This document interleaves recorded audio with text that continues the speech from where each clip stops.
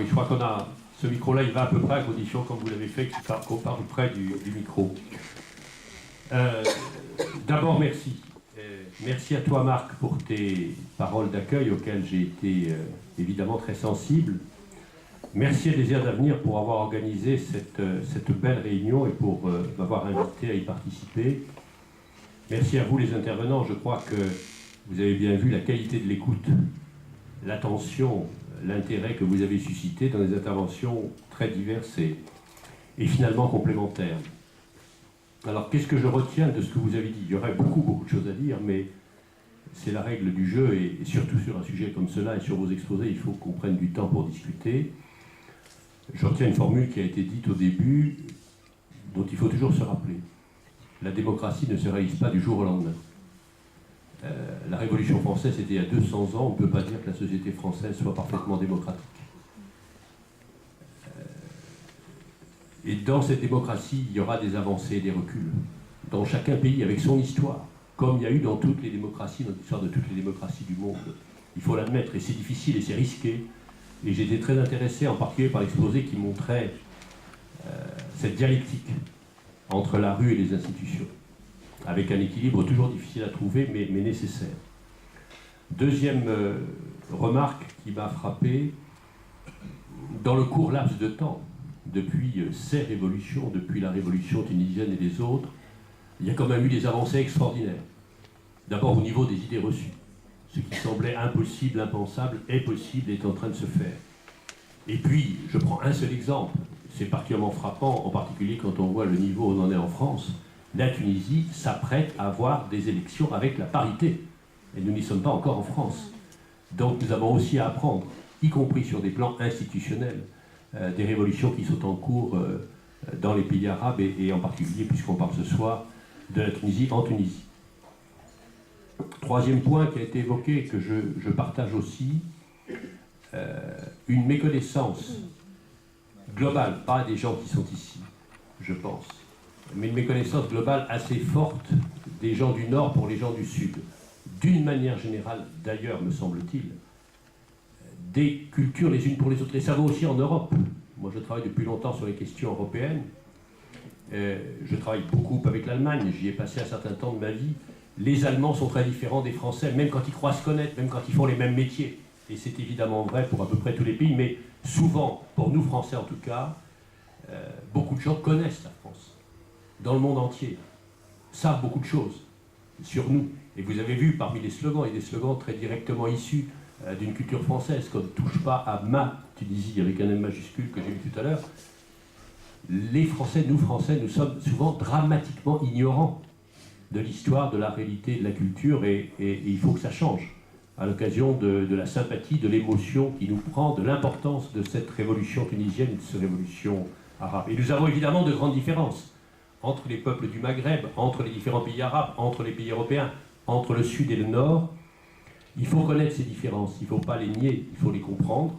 Mais malgré tout, et cela a été dit très bien, nous nous sentons tous, alors les experts peuvent discuter le mot, moi je l'emploierais, partager une culture méditerranéenne. Je ne vais pas faire une description, je ne suis pas un sociologue des cultures méditerranéennes, mais on voit bien qu'il y a dans les manières d'être, de faire, dans des références, dans des structures familiales, dans ce qui était dit tout à l'heure sur l'échange direct, le face-à-face, regarder, serrer la main. Bien sûr que c'est vrai partout dans le monde, mais c'est vrai de manière différente et plus forte en Méditerranée. Et il n'y a pas en effet qu'Internet, même si j'ai été très touché. J'ai rencontré il n'y a pas très longtemps des jeunes Égyptiens de 27 à 34 ans, qui sont les animateurs du mouvement égyptien, avec une extrême méfiance vis-à-vis de l'armée. Cela a été très bien dit tout à l'heure, on les comprend. Et ils m'ont dit, petit détail, j'aurais dit, mais qu'est-ce que vous avez appris? Est-ce que vous avez des contacts avec les autres? Ils disent oui, mais vous savez, on a appris des trucs tout bêtes. Quand on a commencé à avoir les manifestations, c'est les Tunisiens qui nous ont dit, par rapport aux grenades lacrymogènes, il faut mettre du vinaigre. Et donc, le savoir révolutionnaire tunisien s'est propagé jusqu'à un savoir révolutionnaire pratique égyptien. Le quatrième point qui est peut-être le plus important, ou l'un des plus importants que je retiens de ce que vous avez dit et de ce que vous faites, dont je n'avais pas conscience, et je pense beaucoup ici, sans doute, c'est une formidable force d'initiative de la société civile, de réalisation. dont on ne soupçonne pas l'existence, et qui est extraordinaire, qui est en même temps une espérance. Et en même temps, je me dis, c'est pas possible qu'on ne les connaisse pas. Donc il y a un travail à faire, vous le faites, mais nous avons à le faire, nous, comme citoyens, comme responsables politiques, et la presse a à le faire aussi. On ne parle que, comme toujours, que de l'écume des choses, des problèmes institutionnels qui ne sont pas minces, des difficultés qui sont réelles, mais on ne parle pas de la vitalité incroyable de la société civile ou du tissu associatif. Évidemment, la conclusion immédiate, mais je crois que vous ne seriez pas ici, chers amis, si vous n'êtes pas convaincus, c'est qu'on doit évidemment les soutenir fortement, comme individus, comme citoyens, et collectivement dans nos organisations. Et puis, la cinquième remarque, la cinquième idée que je retire de vos exposés, qui rejoint quelque chose auquel je crois depuis très longtemps, c'est comment on fait pour changer. Alors comment on fait pour changer quand on fait la révolution? Comment on fait pour changer dans un pays comme la France, quand on parle de réforme? Nous avons besoin d'une vraie stratégie de changement, et vous nous donnez des exemples. Je prends l'exemple de la situation en Tunisie, au Maghreb et dans le monde arabe. Même si nous avions un gouvernement et un État parfait, rassurez-vous, on ne l'aura jamais, je veux dire parfait dans sa ligne politique, dans sa clarté, dans son soutien, même avec ça, qui n'existe pas et qui n'existera pas. On a besoin de partir du mouvement de la société civile. C'est ça la racine des choses. C'est ce que Ségolène Royal appelait dimanche la force citoyenne. Et ça vaut aussi pour nous en France. Moi j'ai dit dans une brochure que j'ai publiée récemment, reprenant Jaurès, la démocratie jusqu'au bout. Comment on change? Pas par un catalogue, pas par des promesses, même s'il faut avoir des lignes directrices. On change parce qu'il y a beaucoup plus de démocratie à la base, de démocratie participative, parce qu'il y a beaucoup plus de démocratie décentralisée, qu'il faut rapprocher à nouveau le pouvoir des citoyens, parce qu'il y a plus de démocratie sociale, avec plus de pouvoir des travailleurs dans l'entreprise, parce qu'il y a plus de démocratie parlementaire. La démocratie, c'est-à-dire le fait que les gens, à tous les étages, se saisissent de leurs problèmes. C'est comme ça qu'on change. Et c'est comme ça qu'on fabrique. Il y a des conflits, il y a des contradictions, mais qu'on peut fabriquer des consensus. Alors, sur nos sujets, et je rejoins évidemment plusieurs de vos propositions, qu'est-ce que nous devons faire? Avoir de la persévérance. Nous et vous. Vous qui êtes Tunisiens des deux rives et nous qui sommes des amis, des sympathisants de notre cause. Tout ça ne va pas se régler du jour au lendemain. Il y aura des hauts et des bas, il y aura des reculs. Mais il ne faut pas que, à l'immense enthousiasme qui a saisi, je crois on peut dire le monde entier, à partir de la révolution de Jasmin, mais aussi des autres, succède le désintérêt, le désarroi, parce qu'il y aura des moments difficiles dans les mois, dans les années à venir. C'est comme ça qu'avance l'histoire, elle n'avance pas d'un seul coup. Deuxième point, vous l'avez dit, mais je voudrais le dire aussi en tant que responsable politique, nous devons, nous, France, nous, Europe, agir vite. Ce n'est pas forcément seulement une question quantitative, même si les chiffres que vous avez dit ont leur importance. Ça veut dire agir vite pour le développement économique, soutenir les initiatives, investir pour la formation et pour l'environnement, dont on a vu tout à l'heure à quel point c'était un levier à la fois d'union et de changement.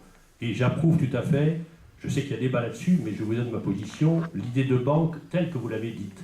C'est-à-dire qu'il faut éviter, là comme ailleurs, et c'est un des défauts de l'Union de la Méditerranée, et même de l'Union pour la Méditerranée, de faire des machins, comme aurait dit le général de Gaulle, de faire des grosses structures qui sont lourdes, et où, pardonnez-moi, il y a des gens qui se sucrent, alors qu'il s'agit d'aider des gens qui n'ont rien, qui n'ont peu, qui veulent faire des choses.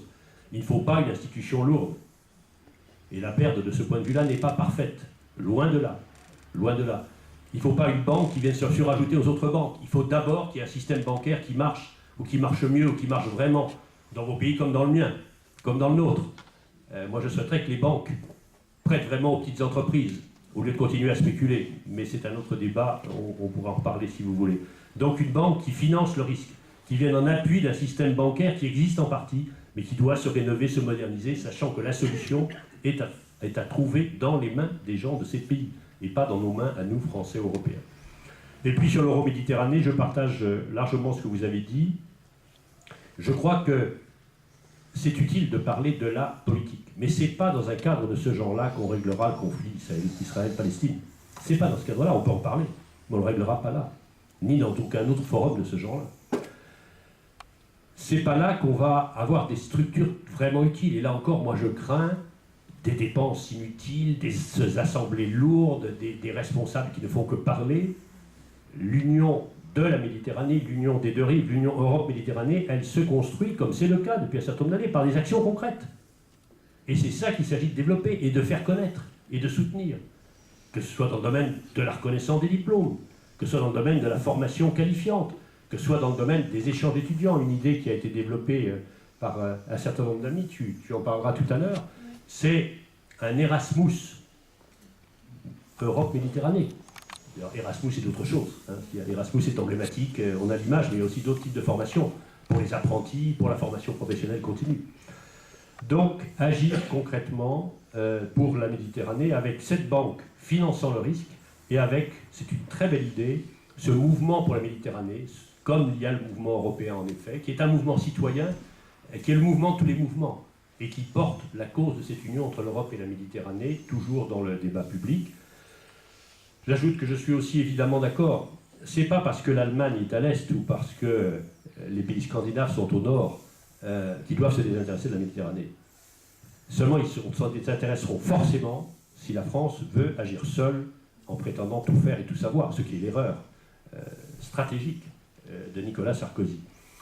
Moi, je parle beaucoup avec les Allemands, je vous le disais, mais aussi avec d'autres en Europe. Tout Européen conséquent est capable de se rendre compte que, bien sûr, il y a des choses à faire à l'Est, dans nos nouveaux membres, et au-delà, avec la Russie, avec l'Ukraine, avec les Balkans, mais qu'il y a des choses à faire au Sud, et que ce n'est pas que la question de l'Espagne, du Portugal, de la Grèce, de l'Italie et de la France. C'est la question de l'Europe.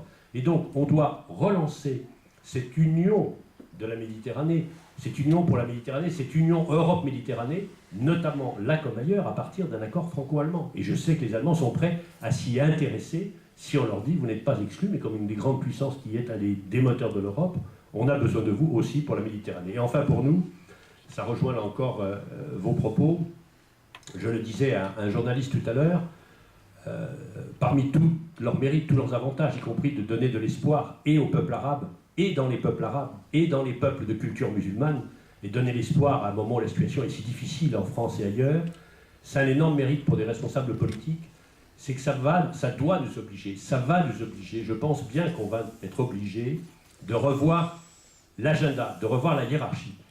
On a toujours, et je crois qu'on doit toujours, faire des compromis. On ne peut pas avoir une politique idéale des droits de l'homme avec des grands principes parfaitement appliqués. Ce monde-là n'existe pas. On doit tenir compte des intérêts économiques, on n'est pas obligé de le faire cyniquement et de le mettre en premier.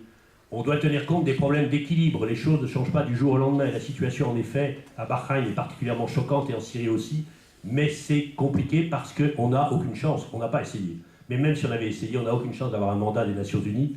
C'est quasiment miraculeux que la Chine et la Russie aient accepté et le tribunal pénal international pour éventuellement Kadhafi et les siens, et l'intervention en Libye avec la Ligue arabe, qui a joué là un rôle sous l'égide de son président étonnant.